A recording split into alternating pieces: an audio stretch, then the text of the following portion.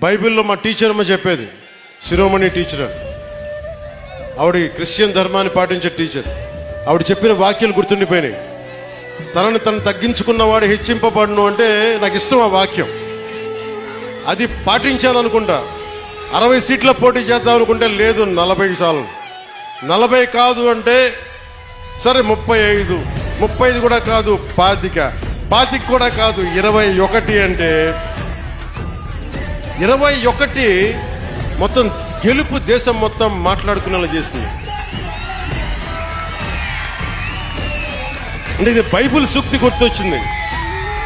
ఒక బైబిల్లో ఉన్న సూక్తి ఎంత గొప్పది అంటే, తనని తను తగ్గించుకుంటే హెచ్చింపబడతావంటే ఇంతకు మించిన సాక్ష్యం ఏం కావాలి? 21 స్థానాలకి నువ్వు పోటీ చేస్తే 100% గెలిచి దేశమంతా మాట్లాడుకునేలా